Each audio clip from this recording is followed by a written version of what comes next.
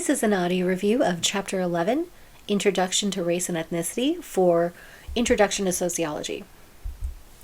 So what is race? Historically, the concept of race has changed across cultures and eras and has eventually become less connected with ancestral and family ties and more concerned with superficial physical characteristics. In the past, theorists have posited categories of race based on various geographic regions, ethnicities, skin colors, and more. Their labels for racial groups have basically used regions, right? Geographic areas, or skin tones most notably, as a way to divide people in society. Social science organizations have all taken an official position rejecting the biological explanations of race, meaning race is not biologically identifiable. And previous racial categories that we've had in the past were arbitrarily assigned based on pseudoscience, often used to justify racist practices. So over time, the typology of race that developed during early racial science has fallen into disuse, and the social construction of race is a more sociological way of understanding racial categories. So that just means, again, anything that's socially constructed, we can look at that in two ways. It's different from society to society, and the meaning of which has changed over time, right? So it's not a biological determination. So race is a social category, right? Not a biological one. Our cultures define race, and those meanings change over time. Again, that's how we know it's socially constructed. So in some countries, such as Brazil, social class is more important than skin color in determining racial categorization. People with high levels of melanin may consider themselves white if they enjoy a middle-class lifestyle. On the other hand, someone with low levels of melanin might be assigned the identity of black if they have little education or money. So we can see just from that example that culture has a large impact on how we even understand or define racial categories. Ethnicity is a term that describes shared culture, practices, values, and beliefs of a group. And this culture might include a shared language, religion, or other traditions. Like race, the term ethnicity is difficult to describe, and its meaning has changed over time. And as with race, individuals may be identified or self-identify with ethnicities in complex or even contradictory ways. So ethnic groups such as the Irish or Italians, Russians, they might be groups whose members are predominantly included in the white racial category. But for example, that's not always the case, right? There's a complexity when it comes to ethnicities. So if you say someone's British, you can assume, well, if they're British, they're white, right? But many citizens that are British compose different racial backgrounds, right? White, Asian, and of course, a variety of racial combinations. So these examples just show that it's much more complex. We like to think of things, especially when it comes to race and ethnicity, we like to think of them in binaries, right? So a lot of the conversation when it comes to race in America comes down to black and white, right? Because we like binaries. But in reality, these things are much more complicated than that, right? We know that there's many people who are mixed race. We know that even just the way that we've determined what is whiteness in American society has changed dozens of times. Because if they're more complicated, then maybe we can't make easy assumptions or stereotypes about groups of people in the same way that we've learned to do, right? So ethnicity continues to be an identification method that individuals and institutions use, whether it's, the census or, even just in our personal day-to-day interactions. So sociologist Lewis Wirth defined a minority group as any group of people who, because of their physical or cultural characteristics, are singled out from others in society in which they live for differential and unequal treatment, and who therefore regard themselves as objects of collective discrimination. The term minority connotes discrimination, right? In sociological use, that's what we mean by that. We can also use the term subordinate group, right? Can be interchangeably used. While dominant group is usually the group that's in the majority. So it's important, though, to note that being a numerical minority is not a characteristic of being a minority group, meaning sometimes larger groups can be considered minority groups due to their lack of power, right? So for instance, when we talk about gender in chapter 12, right, there are more women than men statistically, but women are a minority group, right? So they're what we call a minority majority, right? Just to get into the weeds a little bit. So it's really about subordinate groups or minority groups are just groups that lack power compared to the dominant groups. Scapegoat theory suggests that the dominant group will displace its unfocused aggression onto subordinate groups. And history has shown us many examples of scapegoating of a subordinate group. So obviously the obvious example is Adolf Hitler, who was able to blame Jewish population for Germany's social and economic problems. But more recently in the United States, immigrants have frequently been the scapegoat. Scapegoating is, a huge problem. It's something that we see throughout history, and it really just shows those majority-minority group interactions right there. So many states have enacted laws to disenfranchise immigrants, and these laws are very popular because the dominant group is, able to take something away from the subordinate group. It makes them feel like they have more power. Okay, moving on to stereotypes and prejudice. The terms stereotype, prejudice, and discrimination, these are all used in conjunction with each other, and same thing with racism, but they mean different things. So stereotypes are oversimplified generalizations about groups of people, and they can be based on race, ethnicity, or many other things, like age, gender, sexual orientation. Almost any characteristic we have, there can be stereotypes about them. They may be positive, right, but they're often negative. In either case, a stereotype is a generalization that doesn't take an individual into account. It just kind of says, well, if you're of that group, then you must be this way. So where do they come from? Interestingly, new stereotypes are rarely created. Rather, they're recycled from subordinate groups that have assimilated into society and are reused to describe newly subordinated groups. For example, many stereotypes that are currently used to characterize Black people were used earlier in American history to characterize Irish or Eastern European immigrants. So we rarely come up with these as new ideas. We just swap the group that we're blaming for these things, whether it's assumptions of criminality, whether it's, assumptions of threat. There's often, it's very problematic that we can look back to our history and see all these examples, but oftentimes people have a harder time seeing it in the modern era as it's currently happening. Prejudice refers to beliefs, thoughts, feelings, and attitudes someone holds about a group. A prejudice is not based on experience. It's a prejudgment. It's coming before an experience. So, oftentimes prejudice can become very powerful, and people don't realize that prejudice that they have, that they've been socialized into, is motivating their behaviors. So racism is a strong type of prejudice used to justify the belief that some racial categories are somehow superior or inferior to others. So, the KKK is an example, the Ku Klux Klan is an example of a racist organization. Those dumb folks, they basically believe that somehow they have some racial superiority based on what exactly, right? Actually based on, centuries of hate crimes and hate speech that they've proliferated, that somehow justifies them to, or entitles them to more than the rest of us.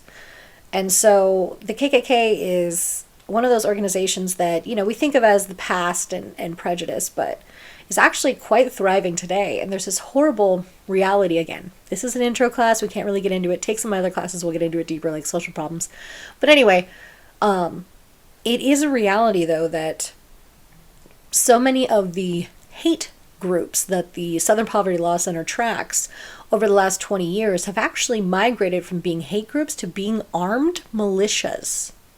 Right? We talk a lot about terrorism and threats from other countries or the Middle East, but we really don't look very critically at domestic terrorism, which is often motivated by white supremacist weirdos that are basically like in their weird rural backyard playing soldier with their little friends, planning things like trying to kidnap the governor, right? Which is what happened to Gretchen Whitmer. Anyway, so that's just kind of one group example, but again, it is very troubling to see that so many of these hate groups have become organized to the point where now they're, trying to learn military maneuvers, stockpiling weapons, and that's something that we should be really worried about and that the FBI should be worried about. But so much of the rhetoric in society focuses on the outward. Because why? Because those people actually, being white, being often male, right, from those rural communities, often, don't fit the narrative of who in society we deem as most threatening, even though, look at January 6th, right? I mean, these people are violent. So, that's just, maybe we need to reevaluate the evidence without our prejudice, our racial bias and prejudice coming into account as to who is criminal and who is not, right? Let the crimes stand for themselves. Anywho, institutional racism refers to the way in which racism is embedded in the fabric of society. So, for example, the disproportionate amount of men of color who get arrested, who are, sentenced and convicted of crimes, may actually reflect, racial profiling and policing, hotspot policing of poor neighborhoods of color, and other forms of institutionalized racism, such as laws that have a basis in discrimination itself, such as, the 100-to-1 rule that was pretty popular under the war on drugs, that basically gave a criminal sentence difference 100-to-1 between having possession of crack cocaine and having possession of powder cocaine. Why would crack cocaine be considered more threatening than powder cocaine? It's the same thing. It's like one as like baking soda and heat applied. So what's the difference? The difference is the connotation of who we assume uses it. We assume when we think of like powder cocaine, we think of like rich white people, right? People on Wall Street. When you think of crack cocaine, the media message has been that it's communities of color predominantly using crack cocaine. And again, when you actually look at the real figures, it's white communities out using every other community for both of those drugs. But anyway, so, God forbid we look at the facts, but it really does show that, even the structure of the law itself can have a racial bias. Sometimes even just the law itself, we have to understand that the institutions that we have in society were built in a time period of even more racial division than we have today. So sometimes the mechanisms of those institutions have been embedded with these racist logics. So even if every judge, every jury was like non-racist, there could still be racist outcomes because of the operation of the institution itself. All right, sorry. Take my crim class, we'll talk about that more. Okay, colorism is another kind of prejudice in which someone believes that one type of skin tone is superior or inferior to another within a racial group. So basically, more social value is given to people that have lighter skin, even within racial groups. So this shows how racism goes beyond white and black dynamic, and it's really about a hierarchy that privileges whiteness as normal and everyone else as less than. Because of these racist notions in our society, oftentimes people with a lighter skin tone are given privileges, right? They often have more social opportunities than those who are dark skinned, such as in education, and they're more likely to get a job, avoid the criminal justice system. And this, of course, basically means affecting so many aspects of our daily lived experience. We have to understand that this white supremacist argument that somehow there's a hierarchy of skin tone and worth is something that needs to be destroyed and needs to be really dragged out into the light of day to understand how much it underlies so many of our belief systems, whether it's beauty, whether it's criminality, whether it's, who's a good boss and who's not. All these kind of things have so much of the prejudice that we've soaked up our whole lives, give us these assumptions that undercut many, many different situations across society. So while prejudice refers to biased thinking, discrimination consists of actions against a group of people. Discrimination can be based on all sorts of things, like race, ethnicity, but also like age, religion, health, sexual orientation, gender, all sorts of stuff. Discrimination can take a lot of different forms as well.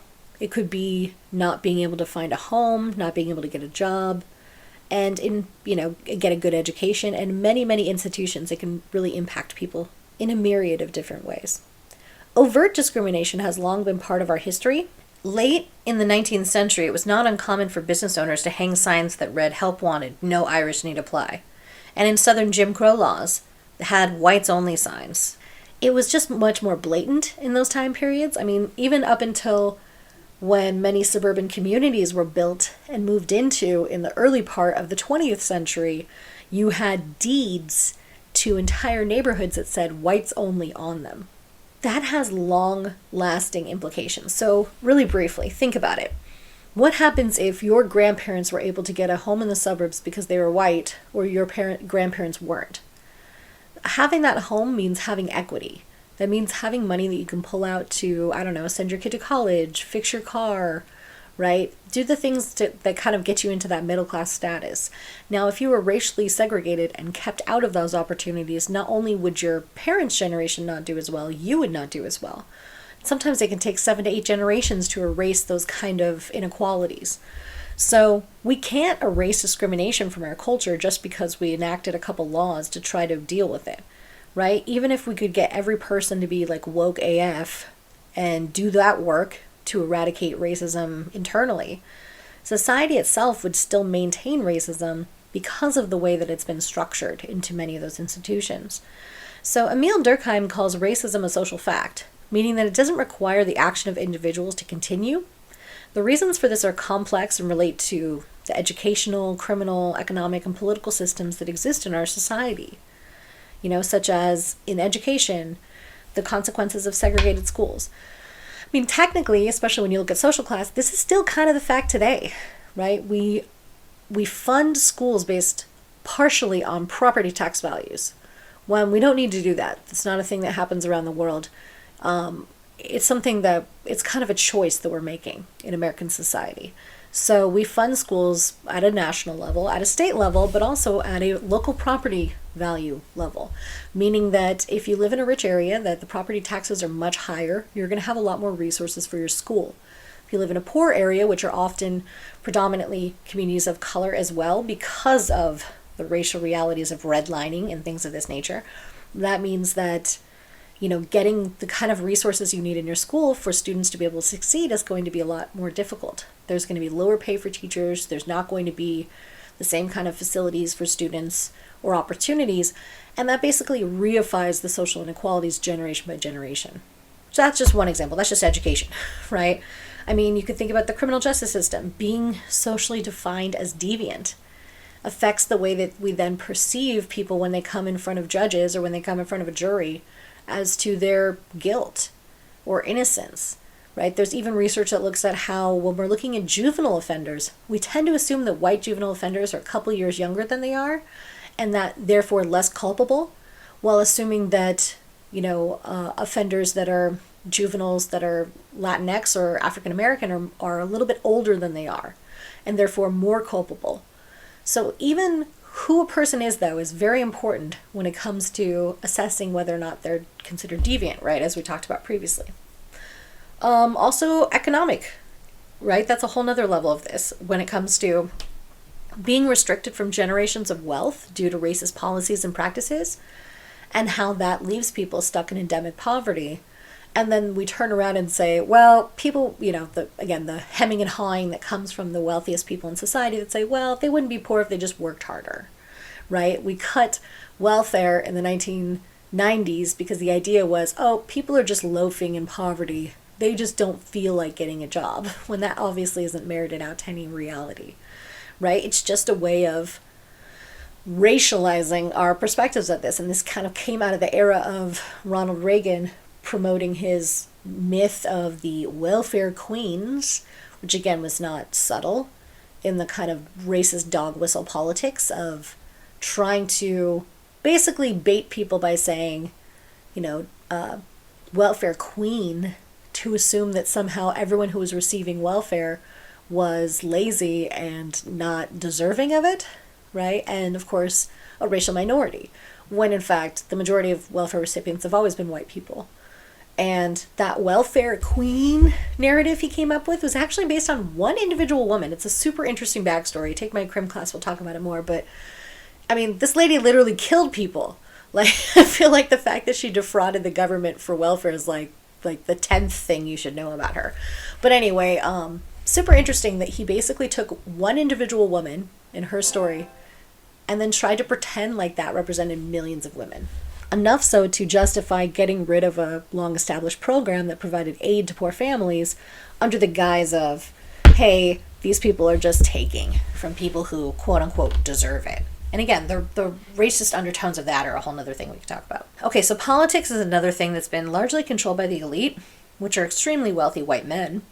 So while more people of color and women and immigrants have moved into politics, the highest levels of office are still overwhelmingly white and male. So the idea is that racism's made its way into the operations of all these institutions in society. And to put band-aids on the issue or do more training, those things can help in some ways, but the roots of the problems remain buried and are able to sprout in unequal outcomes. Okay, racial steering is another example of these racist practices, in which real estate agents will direct prospective homeowners towards or away from certain neighborhoods based on their race. So racist attitudes and beliefs are often more insidious and harder to pin down than specific racist practices. Prejudice and discrimination can overlap and intersect. So you can be unprejudiced non-discriminators who are open-minded, tolerant, and accepting. You could be unprejudiced discriminators who unthinkingly practice racism through their actions to uphold the status quo. And you can be prejudiced non-discriminators, people who hold racist beliefs but don't act on them. Or, of course, most notably, you can be prejudiced discriminators, people who actively make disparaging remarks about others and who perpetuate hate crimes. So prejudice is thoughts and discrimination is action. Sometimes people are prejudiced but don't act on it, just like sometimes people discriminate without intent to harm people. But I should clarify that those who are prejudiced, that does come out in many ways, especially interpersonal ways, who they hang out with, who they value, who they malign. That prejudice leaks out in many ways, in how people vote, in how they sit on juries, and all sorts of ways. So white privilege is when benefits that people receive because of the fact that they are part of a dominant group. So institutional discrimination can include group status. While most white people are willing to admit that non-white people live with disadvantages, very few are willing to acknowledge that they receive benefits, right? So there's this great article by Peggy McIntosh I put in your additional resources called Unpacking the Knapsack of White Privilege. And it really explores the ways in which, she wrote this in 1988, and all the ways that she saw that she was able to live her life without fear of reprisal or discrimination just because she was white. Things such as when she goes to the store, she knows she's not going to be followed. If she wants to talk to the manager, she knows that the manager's going to look like her. That she can pick up a newspaper or magazine and see herself reflected on it. That if her kid goes to school, she knows that they'll be taught about their own culture, that they won't be prejudiced by the teacher or treated in a discriminatory fashion by the teacher because of their race. Things of that nature. So she has this long list of them. I hope that you will look through that in the additional resources to get an idea of what she's talking about there. But in many ways, oftentimes when it comes to white privilege, people think, well, I'm not getting all these things for free, so therefore I'm not seeing white privilege. But really, white privilege is just the absence of hurdles, the absence of barriers, the absence of stigma, the absence of microaggressions, right? If you're a white person, no one's ever said to you, yeah, but where are you really from? When you're like, oh, I'm from Anaheim. Yeah, but where are you really from? Like, where's your people from? Right? That doesn't happen to white people. So there's so many ways in which you just don't have to deal with all this extra hassle when, you are in the dominant group. So that means because you don't see the way that other people do have to deal with all that stuff, because you don't see them getting followed or harassed by security, you don't see them, having their kids be discriminated against or things like this, then it just becomes easy to ignore that it even exists, right? Like if it's not a problem for you, it's not a problem for anyone. But it is a problem for a lot of people. So white privilege is often almost that's what she calls it, unpacking the invisible knapsack, because it's basically like you carry around an invisible backpack with you all the time that you don't even know you have.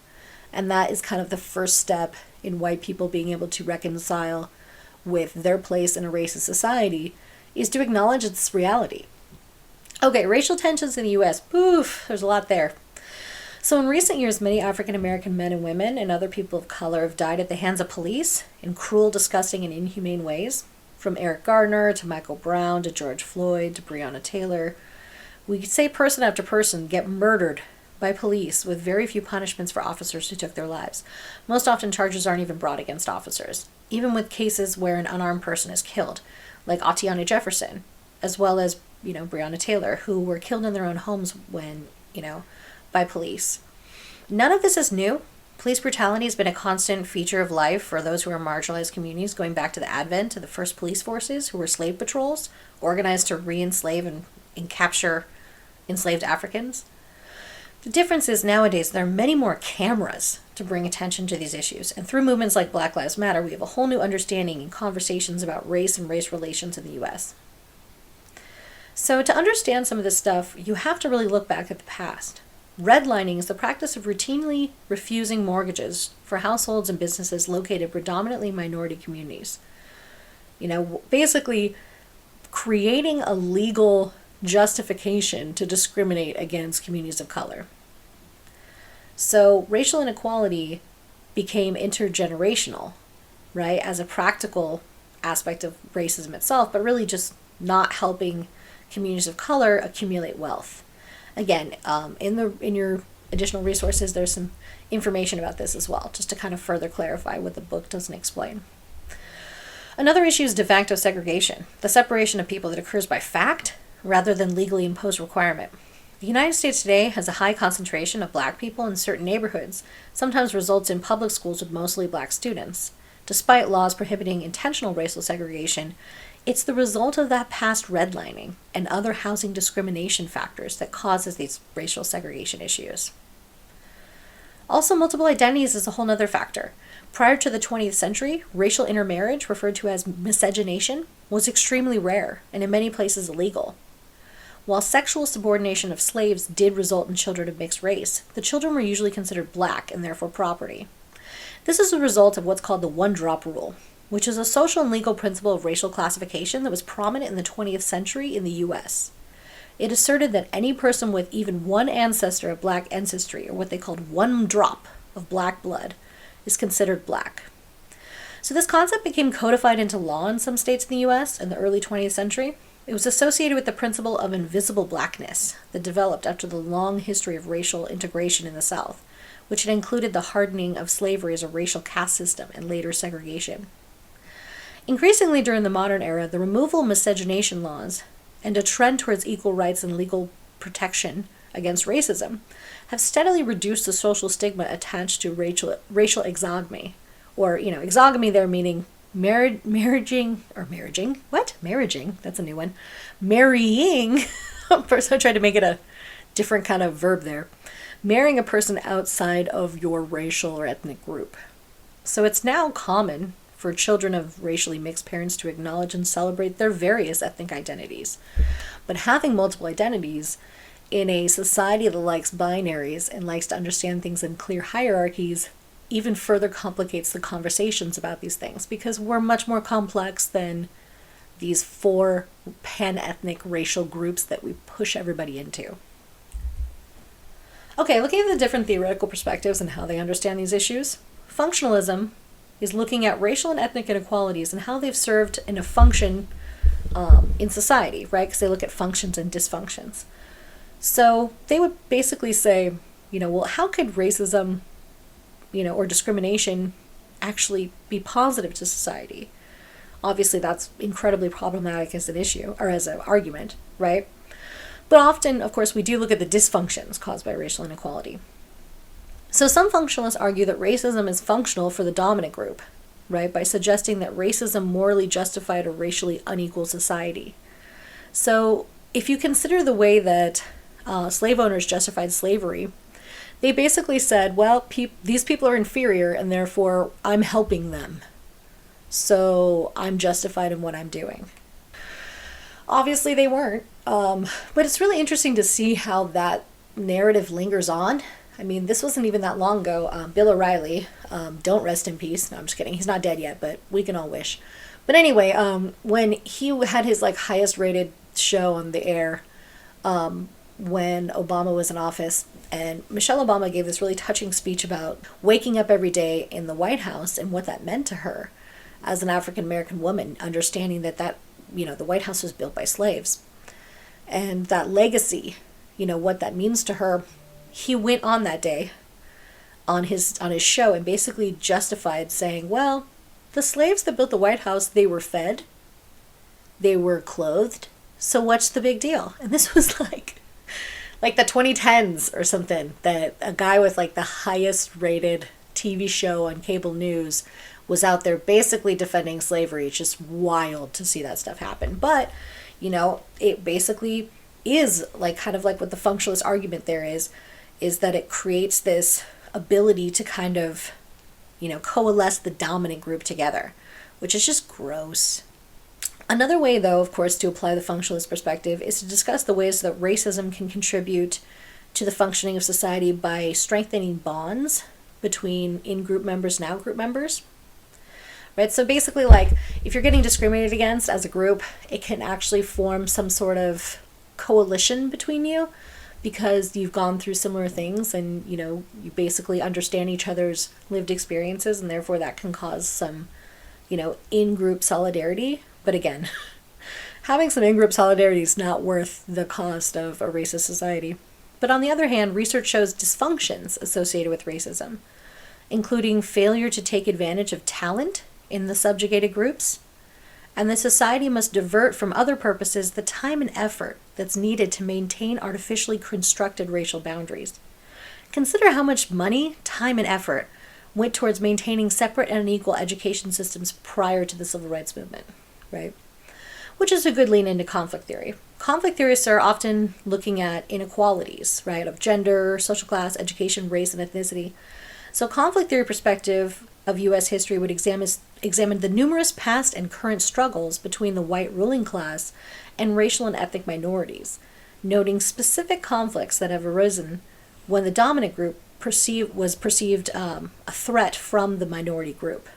In the late 19th century, the rising power of Black Americans after the Civil War resulted in draconian Jim Crow laws that severely limited the Black political and social power. For example, Vivian Thomas, a Black surgical technician who developed the groundbreaking surgical technique that saved the lives of blue babies, was classified as a janitor for many years and paid as such, despite the fact that he was conducting complicated surgical experiments. The years since the Civil War have shown a pattern of attempted disenfranchisement, with gerrymandering, voter suppression efforts that are aimed predominantly in minority neighborhoods, and many other examples. Under conflict theory, we can also look at intersectional theory. Feminist sociologist Patricia Hill Collins further developed intersection theory, originally articulated in 1989 by Kimberly Crenshaw, which suggests we can't separate the effects of race, class, gender, sexual orientation, and other attributes when we examine race and how it can bring us both advantages and disadvantages. It's important to acknowledge the ways we experience race and how that shapes, our understandings of other identities such as gender and class. Multiple layers of disadvantage intersect to create the way we experience race. For example, if we want to understand prejudice, we must understand that prejudice focused on a white woman because of her gender is different than the layered prejudice focused on a poor Black woman who's affected by stereotypes related to being poor, to being a woman, and to her racial status. Okay, and then symbolic interactionism, they're looking at how race and ethnicity provide strong symbols as sources of identity. So some interactionists propose that symbols of race, not race itself, are what lead to racism. Herbert Bloomer suggested that racial prejudice is formed through interactions between members of the dominant group. Without these interactions, individuals in the dominant group would not hold racist views, meaning we learn racism. These interactions contribute to the perception of the subordinate group that allows the dominant group to treat the subordinate group unfairly.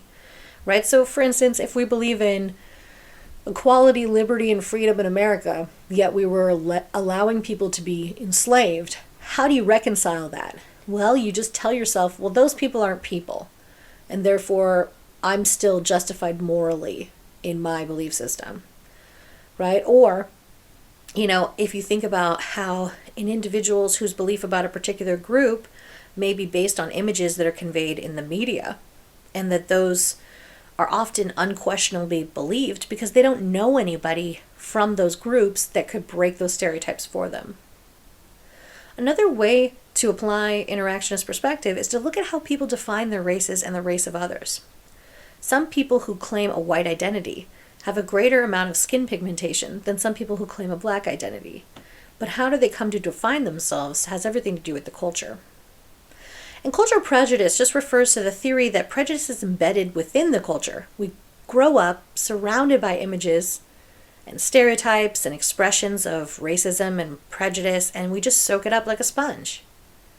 Right? Consider the casually racist imagery on grocery store shelves, or the stereotypes that fill popular movies and advertisements. It's easy to see how someone living in the northeastern United States who may not know many Mexican Americans personally might gain stereotypical impressions from sources like Speedy Gonzales or the Taco Bell talking Chihuahua. Because we're exposed to these images and thoughts, it's impossible to really know what extent they have, like seeing all those things has, on the way we then interpret actual people in our lives. Right? Like Uncle Ben's, Aunt Jemima, that Washington team, they changed the name of because it was a slur against Native peoples. Right? There's so many things that we've normalized that are incredibly racist and prejudiced that, we just grow up in that culture. It's harder for us to see it as wrong. In the same way, though, if we look back 50 years, 100 years, we can see things that are racist then that we would obviously not be okay with today. Right? But we just see that these things are socially constructed. They change as society changes. Intergroup relationships. Genocide is the deliberate annihilation of a targeted, usually subordinate group, and is the most toxic intergroup relationship. Historically, we can see genocide has included both the intent to exterminate a group and the function of exterminating a group of people. The most used example is Hitler, who targeted Jewish people and other marginalized groups with the goal of eliminating them completely. And he was responsible for the deaths of 12 million people, 6 million of them Jewish. So that's an obvious example of genocide, but there's also genocide in America's history as well.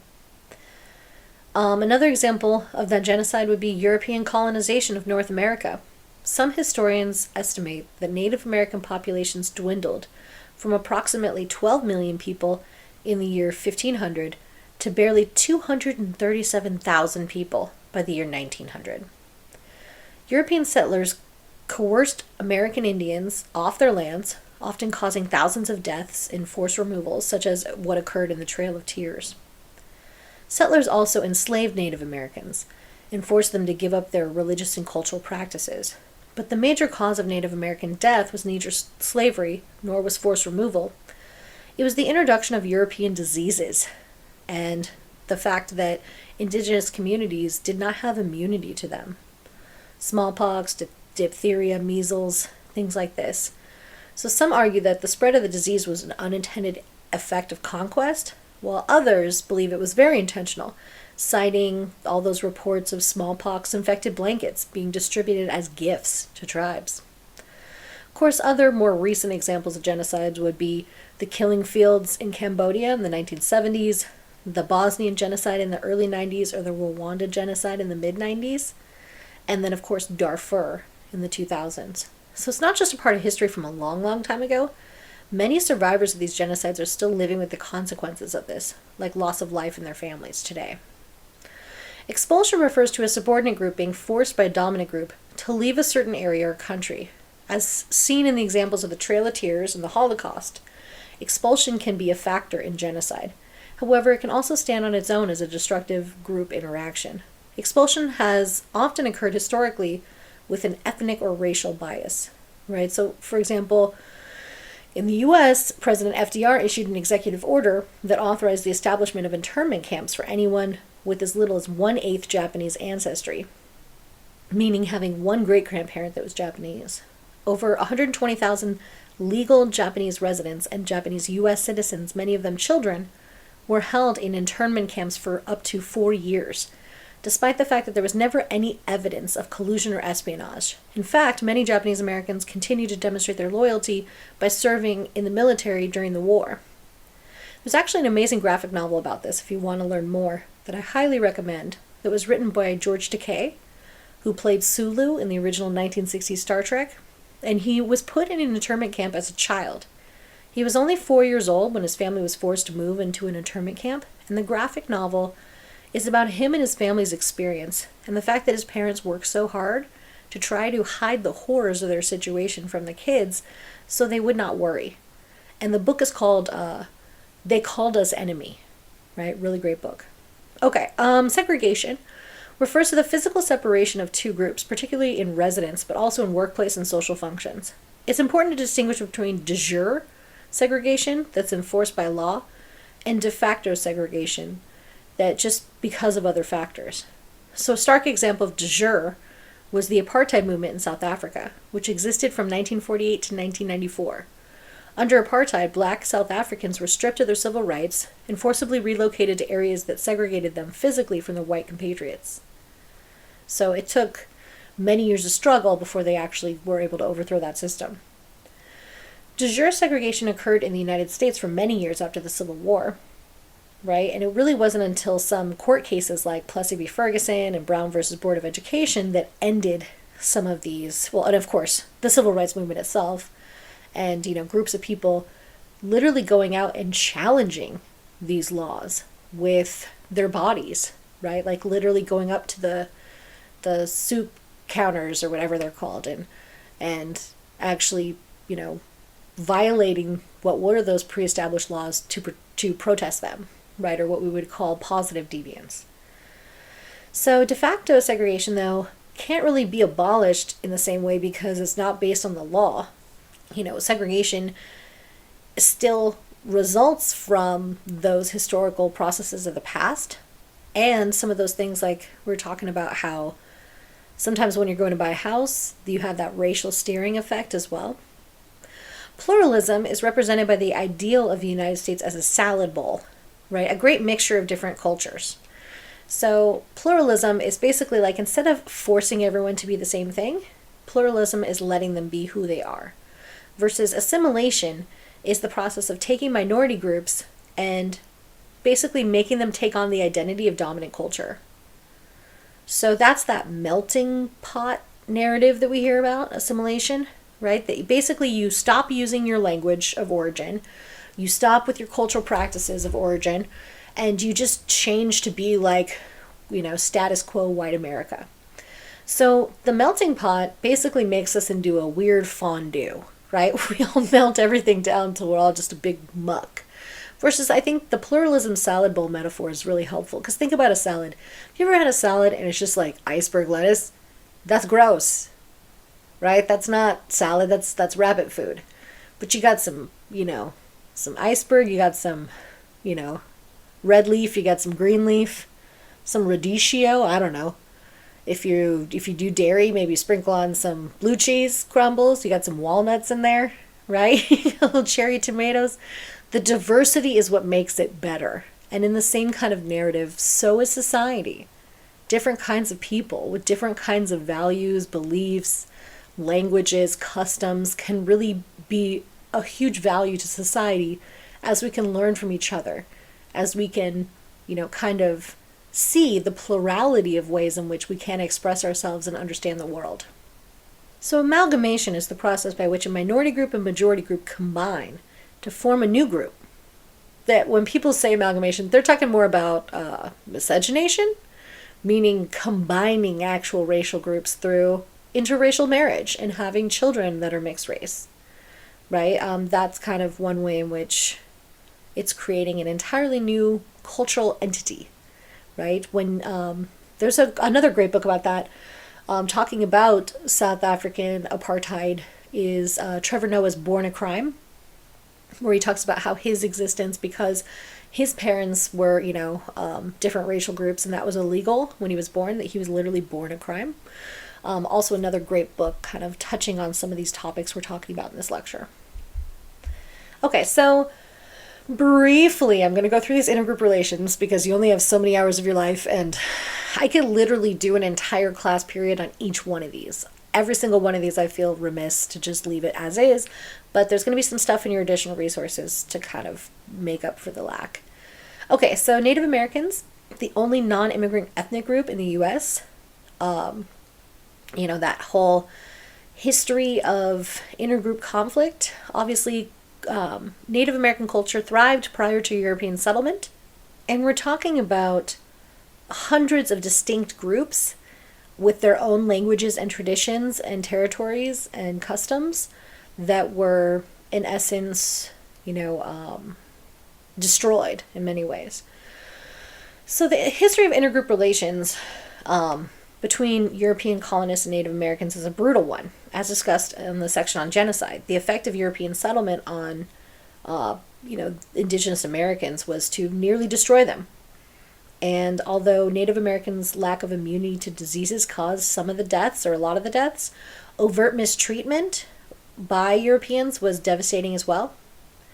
From the first Spanish colonists to the French, English, Dutch who followed, European settlers took what they wanted from the land and expanded across the continent at will.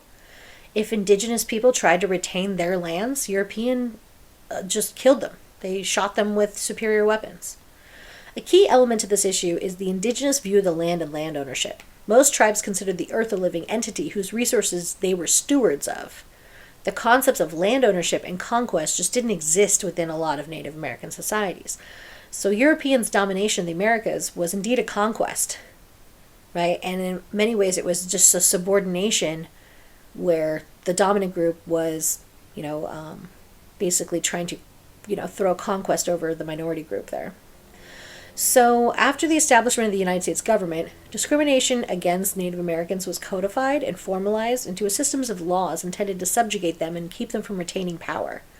Some of the most impactful laws were the Indian Removal Act of 1830 that forced the relocation of any native tribes east of the Mississippi. The Indian Appropriation Act, funded by also further removals and declaration that no tribe could be recognized as an independent nation, tribe, or power within the U.S. government. So they couldn't make treaties, basically. This is just a way for the U.S. to break all the treaties that they had made with indigenous communities. The Dawes Act of 1887 reversed the policy of isolating Native Americans on reservations, instead forcing them onto individual properties that were intermingled with white settlers, thereby reducing their capacity for power as a group. And Native American culture was further eroded by the establishment of Indian boarding schools in the late 19th century. These schools, run by both Christian missionaries and the United States government, had the express purpose of civilizing Native children, right, and assimilating them into white society. The boarding schools were located off-reservation to ensure that children were separated from their families and culture. Schools forced children to cut their hair, speak English, practice Christianity. Physical and sexual abuse was rampant for decades. Only in 1987 did the Bureau of Indian Affairs issue a policy on sexual abuse in boarding schools. Some scholars argue that many of the problems that Native Americans face today result from almost a century of mistreatment at these boarding schools. Again, there's a video in your additional resources about this. I just want to note that this is what sociologists will call cultural genocide. The idea of basically kidnapping children from their parents' homes, forcing them to not use their native languages, cultural practices, things like this, and forcing them to learn the practices of the dominant group. Current status? Well, the eradication of Native American culture continued till the 60s, when Native Americans were able to participate in and benefit from the civil rights movement. So the Indian Civil Rights Act of 1968 guaranteed Indian tribes most of the rights of the United States Bill of Rights. And some other laws followed that were also gave them more power. Indian boarding schools have dwindled to only a few, and Native American cultural groups are striving to preserve and maintain old traditions before they're lost forever. However, Native Americans, some of whom would prefer to be called American Indians, as to avoid the connotations of the term native that include the term savage, right, which was used. Again, anytime there's a racist ideology in society, there's always this justification for it to make it okay. Right, to say, oh, well, it's okay that I treated these people as differently because they're savage, right? That's just another way to justify racism. So, people today, though, are still suffering the effects of centuries of degradation, long-term poverty, inadequate education, cultural dislocation, high rates of unemployment. This just means that a lot of these indigenous populations are living in very bad economic situations. And Native Americans also suffer disproportionately with lower life expectancies than most groups in the U.S. Okay, looking at intergroup relationships with African Americans, as we talked about on the section on race, the term African American can be a misnomer for many individuals. Many people with dark skin may have more recent roots in Europe or the Caribbean, like, being Dominican or Dutch. Further, actual immigration from Africa may feel like there's more of a claim to African American than those who are many generations removed. So even the term itself is like kind of complicated, right? So anyway, how and why they came? Well, African Americans are the exemplary minority group in the US because they didn't come here by choice, right? Dutch sea captains basically, again, went and stole people, and in 1619 sold them as indentured servants. This was not an uncommon practice for either blacks or whites to be indentured servants, but for the next century, black and white indentured servants worked side by side until about, the 1700s, Virginia passed the slave codes declaring that any foreign-born non-Christian could be a slave and that slaves were considered property. Over the next 150 years, they saw the rise of U.S. slavery, with black Africans being kidnapped from their own lands and shipped to the New World on the transatlantic journey known as the Middle Passage. Once in the Americas, black population grew until U.S.-born blacks outnumbered those born in Africa. But colonial and later U.S. slave codes declared that a child of a slave was also a slave. So the slave class was created, kind of that one-drop thing I talked about before. By 1808, the slave trade was internal to the U.S., with slaves being bought and sold across state lines like livestock. In 1808, during Thomas Jefferson's presidency, Congress prohibited international importation of humans to be used as slaves, but the practice continued for years after illegally, because it made people money. History of intergroup conflict. Oof, there's a lot there. There's no starker illustration of the dominant-subordinate group relationship than that of slavery. In order to justify their severely discriminatory behaviors, slaveholders and their supporters had to view blacks as inferior. So slaves were denied basic rights, and, slavery is a great example of conflict theory's perspective on race relations, that the dominant group needs complete control of a subordinate group in order to maintain its power. And this is done with whippings, executions, lynchings, rapes, denial of schooling and health care. These were all permissible and widely practiced. So slavery eventually became an issue over which the nation was divided, obviously the Civil War. And while the abolition of slavery on moral grounds was certainly a catalyst to the war, it was not the only driving force, right? That the institution of slavery was crucial to the Southern economy, right? Because if they actually had to pay people to do work instead of just forcing laborers to work for free, that obviously results in, an economic shutdown. So, the North didn't benefit from slavery, which resulted in economic disparity. So as much as we kind of paint the that kind of Civil War era as, the righteous North and the terrible South, if you really even look at the arguments at the time, it was racist everywhere.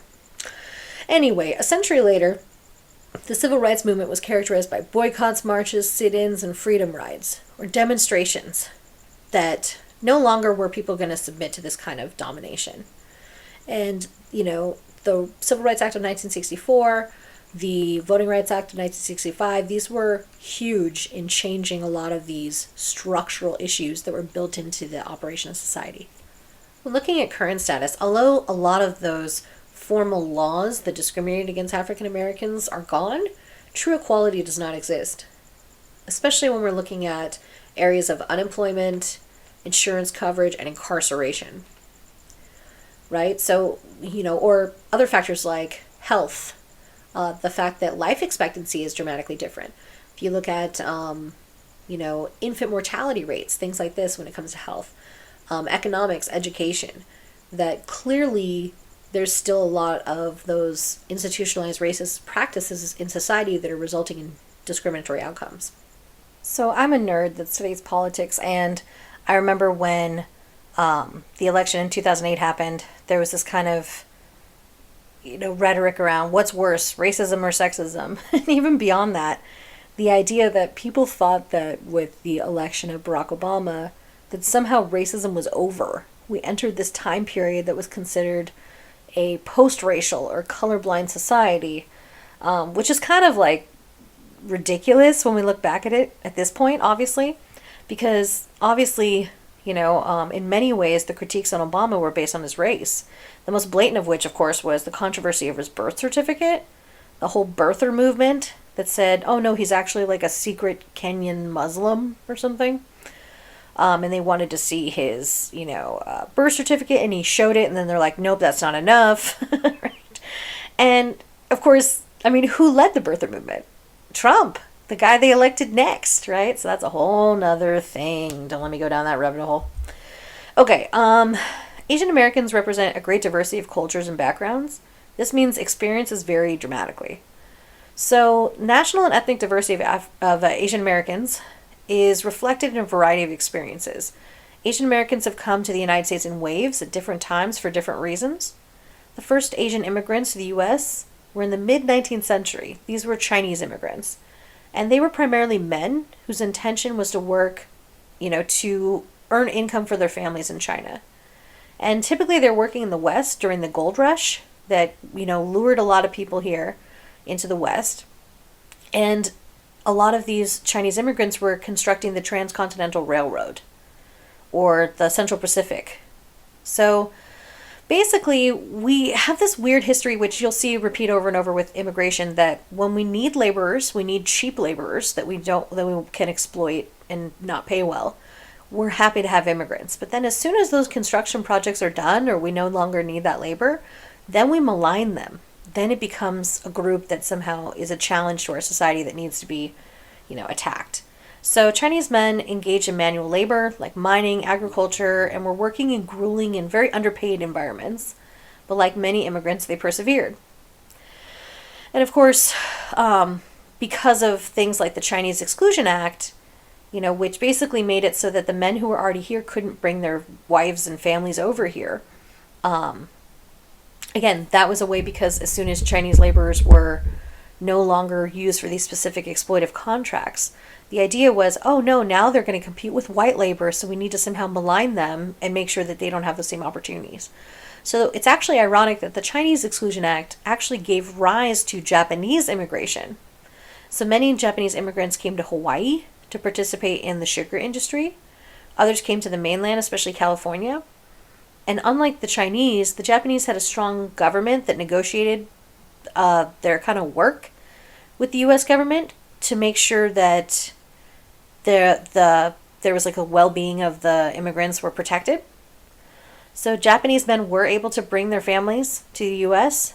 and produce second and third generation Japanese Americans much more quickly than their Chinese counterparts. And the most recent large-scale Asian immigration came from Korea and Vietnam that largely took place during the second half of the 20th century.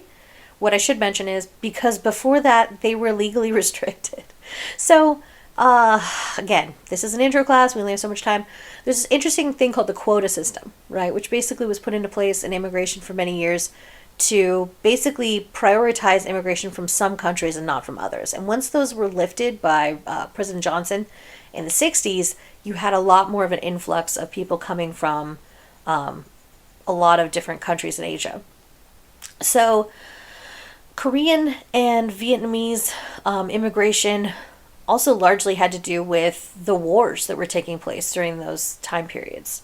Right, that people were coming here to seek better economic opportunities and as political refugees seeking asylum from harsh conditions that they were facing.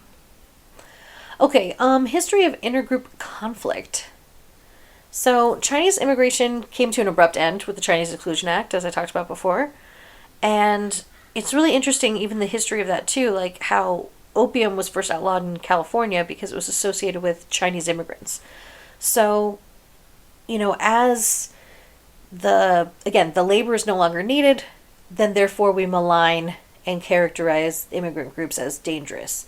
They were culturally segregated into Chinatowns, which still pretty much exist today in most metropolitan areas. Also, although Japanese Americans have a lot long-reaching roots in the U.S., their history has also been incredibly upsetting because of the whole internment camp situation in World War II. Another example of expulsion. People were taken out of their homes. They basically, the government took over their homes and all their property and their businesses, kicked them out. They could take a suitcase with them and force them to go to these internment camps under the fear that they may be allied somehow with, their Japanese relatives back at home. And therefore, they were dissidents that could undermine, our position in World War II. Of course, there was no merit for any of that, and really no real reparation or apology for any of that for generations after. And then current status, Asian Americans certainly have been subject to their share of, racial prejudice and horrible conditions. But they also have this positive stereotype of being the model minority. The model minority just means that basically like the most able to assimilate into white society is that notion of a model minority. And this is, again, really oversimplified because there's so many different groups under the banner of Asian American, right? You have Chinese and Japanese and Korean and Vietnamese like they talked about, but you have dozens of other cultures as well. And many of those cultures are coming from situations of being like Hmong or other immigrant groups that are coming from, these economic situations of extreme poverty where, they don't really have that same opportunity structure that other quote unquote model minority Asian communities have. Plus, the problem with that positive stereotype is the fact that while this might be the case for some Asian Americans, there's plenty of other Asian Americans that this isn't the case for. So it oversimplifies by basically taking dozens of different cultures with different languages, with different histories, with different everything, and boiling them down into one thing that we can then kind of apply stereotypes and belief systems to. Okay, moving on to Hispanic or Latinx Americans. The U.S. Census Bureau uses two ethnicities in collecting and reporting data, Hispanic or Latino. And again, because they are different, right? Hispanic is, looking at a wide range of backgrounds and nationalities, right? Because it's really looking at language and Spanish as the Spanish culture or language as the basis. So, anyway, when looking at the wide differences among different origins that make up the kind of Latinx population, there's also, again, those different names for the group itself and different kind of specific ethnicities within that. So, there's disagreements over whether Hispanic or Latino is the correct term for a diverse group, but it's really better for people to refer to themselves with their own origin specifically, right? And so we'll talk a little bit about that as well, that sometimes the real way to deal with these huge pan-ethnic groups and the confusions that they cause is to just refer to people specifically about what specific group you're talking about instead of using these huge pan-ethnic labels. So anyway, this section in the book looks much more at specifically Mexican Americans and Cuban Americans. So Mexican Americans are the largest Hispanic subgroup and the oldest. Well, largely because where we are in California right now was Mexico. So that's part of it. And Mexican migration is often circular, right? Where people will come here, work for some years, go back to Mexico, maybe come back. It's much more cyclical than we understand. And the fact that it's a shared border with the U.S. means that you have a lot more immigrants coming from specifically Mexico. Cuba is an interesting relationship we have with them, largely because of the relationship we have with politics and kind of trying to overthrow Fidel Castro for many, many years. So Castro's revolution ushered in communism that maintains to this day, and since our government's not a huge fan of that, and we've had a lot of conflicts with Cuba, the ways in which we interpret Cuban immigrants has everything to do with that conflict. History of relations. So obviously, there's for many, many years, Mexican workers have, provided essential labor in the United States, and oftentimes Western growers needed a steady supply of labor. So in the 40s and 50s, they started this program called the Bracero program, which offered protection to Mexican guest workers. But again, once that labor wasn't needed anymore, you saw the flip on that. And then all of a sudden these communities were criminalized. I mean, in 1954, there was enactment of, and again, I apologize, I understand that it's a racial slur, but this was the actual government name of the program, was Operation Wetback, which deported thousands of illegal Mexican workers. So again, nowadays, being undocumented in the U.S. as a Mexican can be very problematic and, can be scary, right? Because of that fear of being deported or separated from your family at any point can really, affect daily lived experiences. A lot of people are here because they're just looking for those same opportunities. So, sociologist Douglas Massey suggests that although the average standard of living in Mexico may be lower than the US, it's not so low as to make permanent migration the goal, right? Most Mexicans actually just want to make some money and then migrate back to Mexico. So, Massey argues that the rise of this kind of issues of like the border wall and things like that actually just traps more undocumented people in the country than prevents people from coming in, right? Because of the cyclical nature of immigration. Cuban Americans, again, interesting in their own way because of the way in which their relative wealth and education level at the time of immigration means that they've been able to fare better than some other immigrant groups. Also, the people who came here were the people who were more in line with the kind of regime that was overthrown by Castro. So part of it has to do with politics as well. So anyway, when you're looking at current status, obviously, if you're undocumented, it's very difficult to get by, right? That no other minority group has really immigrated into the, U.S. and had such horrible legal disputes, except for maybe the Chinese, than Mexican immigrants. There's many laws that literally targeted communities that are, that have a lot of undocumented populations. And, there were in recent years, you had some things like having the DACA program, right, for basically child arrivals, people that came here as a child, then they were undocumented because their parents brought them across the border, and they were given certain legal status opportunities, ability to get a driver's license or, work permits or things like this because, under the Obama administration. And then that kind of went back and forth under the Trump administration, and now it's back in place under the Biden administration. It's just like a political football, unfortunately, which is really like people's lives and their opportunities to be able to go to college, to be able to live. And so, obviously, we haven't really dealt with this because we've never really had comprehensive immigration reform to make sure that people who are here could be given amnesty or actual opportunities to become legalized citizens. Especially because the majority of the people that come here as immigrants are actually, unlike the narratives that we hear in society, especially from people like Trump, they actually commit far less crimes than native-born populations. So giving people legitimate opportunity to become American citizens, would be a really important way to deal with some of these intergroup relations.